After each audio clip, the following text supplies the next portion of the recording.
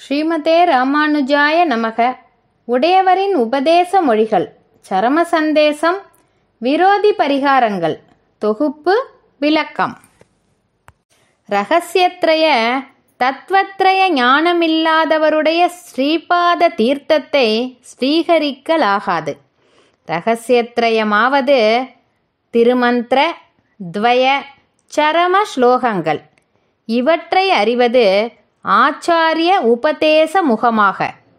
இந்த ஞானமில்லாதவன் சதாச்சாரிய சம்பந்தமில்லாதவன் என்பது தெளிவு.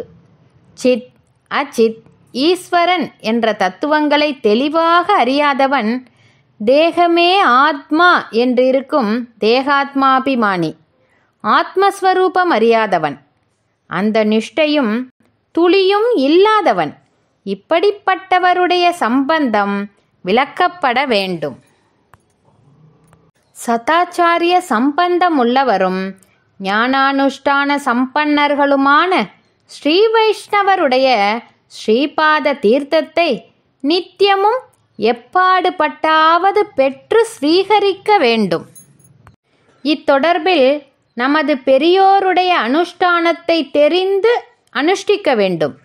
திருத்துழாய் செடியின் வேர்மண்ணை எடுத்து சலித்து அதில் ஆச்சாரியர் மற்றும் சாது ஸ்ரீ வைஷ்ணவ ஸ்ரீபாத தீர்த்தத்தை கலந்து உருளையாகவோ உருண்டையாகவோ செய்து உலர்த்தி வைத்து கொண்டு அதில் ஒரு சிறு பாகத்தை தினமும் தீர்த்தத்தில் சேர்த்து ஸ்ரீபாத தீர்த்தமாக ஸ்வீகரிப்பர். அப்படி துய்தாக்கப்பட்ட மண்ணை தீர்த்தவடி என்று சேமித்து பூஜை அறையில் வைத்திருப்பர். தன்னை மற்ற திருமாலடியாரோடு சமமாக எண்ணிக்கொள்ளக்கூடாது.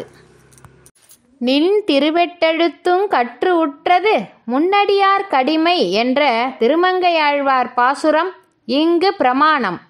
அடியார் எம் கோக்களே திருவாய்மொழி என்ற நினைவே எப்போதும் செல்ல வேணும். கோஸ்வாமி. ஸ்ரீமதே ராமானுஜாய நமக.